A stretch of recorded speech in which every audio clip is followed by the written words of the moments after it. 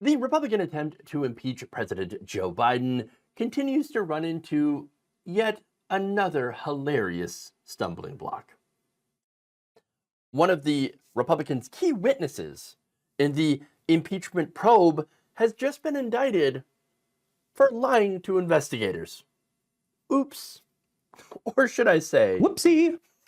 Special Counsel David Weiss has officially charged an ex-FBI informant who provided so-called information about President Joe Biden and his son Hunter Biden's involvement in business dealings with Ukrainian energy company Burisma Holdings.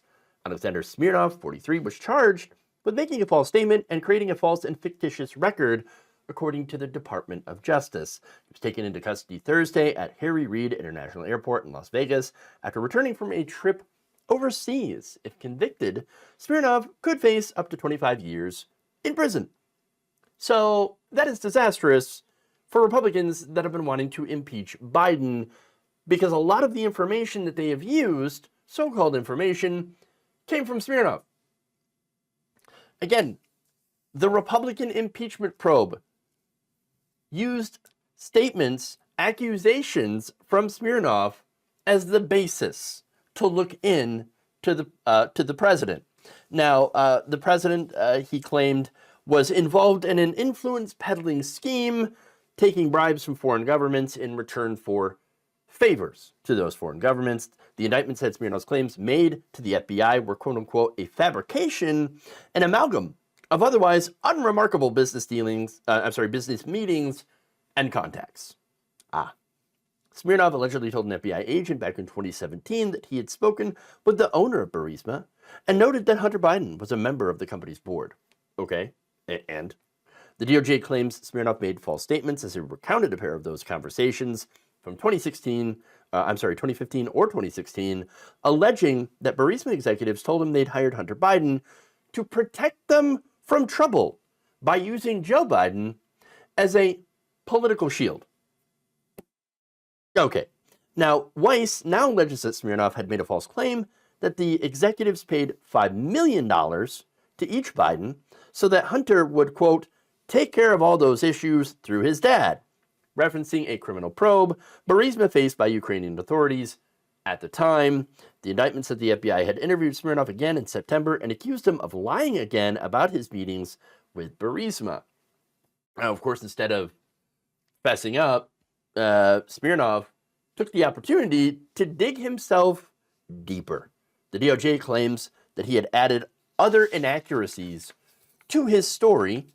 Also alleged in the indictment were claims that Smirnov repeatedly showed bias against Joe Biden, at one point texting that he was, quote unquote, going to jail. For what exactly? I don't know. Nothing that we could find. Okay, no evidence. Now, in short, the indictment said, Smirnov transformed his routine and unextraordinary business contacts with Burisma in 2017 and later into bribery allegations against Biden, the presumptive nominee of one of the two major political parties for president, after expressing bias against Biden and his candidacy. And there it is. Bias. That's what it is. Now, immediately, Republicans were like, no, Smirnov, who is that? What name so? I don't know. Smirnov. Oh, no. That guy? Oh, no, that's not the basis for our investigation at all. Oh, no. In fact, House Oversight Committee Chairman James Comer said in a Thursday statement to CNN that his investigation into the president does not revolve around Smirnov or his claims. Really? These claims were made in the FD 1023 document that Republican legislators have cited. That FD 1023 is just, again, you want to make a complaint to the FBI, they will write it in an FD 1023. That's it. It's a statement of allegations, accusations. Then, of course, the FBI will follow up and they'll investigate it. Okay, and that's what they've done. And so far, they haven't found anything. Nobody's found anything. In fact, let me get to the quote here from Comer. To be clear, the impeachment inquiry is not reliant on the FBI's FD 1023. It is based on a large record of evidence. Oh, evidence. Including bank records and witness testimony. Where are your witnesses? revealing that Joe Biden knew of and participated in his family's business dealings. Well, okay, sure, but there seems to be one problem there, and it's the fact that the bank records don't really show that at all. What it shows is loans to his brother and his son that were paid back, not with interest. These were short-term, interest-free loans. Okay, so makes a loan to his brother, for example, $200,000. Okay, back in 2018. So gives him, the brother his money, that money, and his brother pays him back the exact amount. That's not influence peddling. That's loaning your brother money and then getting paid back. And then let's look at the Hunter Biden stuff, right? There were 3 payments of $1,380 that occurred in September, October, and November of 2018. Now, those were for a 2018 Ford Raptor that Joe Biden had in his name that he had purchased, right? And that Hunter Biden happened to be using.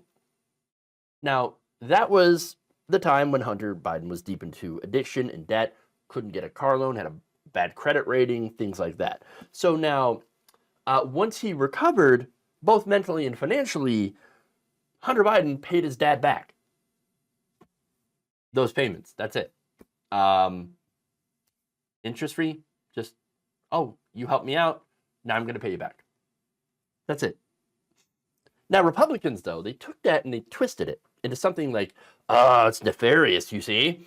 See, because Hunter Biden made money from a Chinese conglomerate and then used that money to pay his dad back the money that his dad loaned him. That is influence peddling with China. What? Wait a minute. So, wait, if somebody, by the way, this is when Joe Biden wasn't in office at all. He was this private citizen, okay? That's like saying, like, oh, I got money from, an oil company, right? And I just happened to use that money to pay back my cousin who loaned me money when I didn't have a job. Now, apparently, my cousin is being influence peddled by the oil company. What? I mean, you could apply that to any situation, and it still makes no sense whatsoever.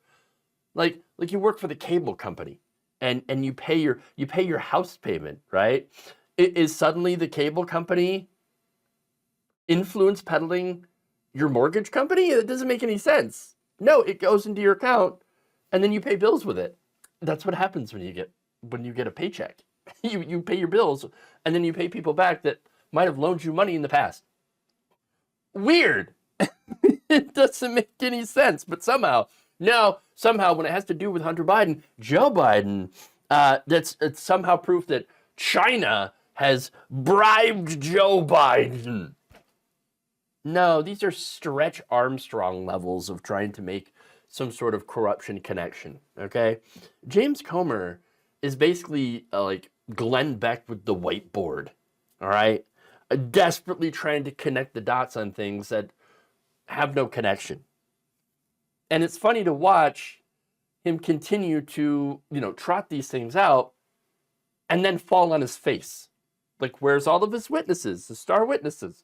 You got Tony Bobulinski, right? That's getting himself into trouble. Then you get this guy getting himself into trouble for lying to investigators.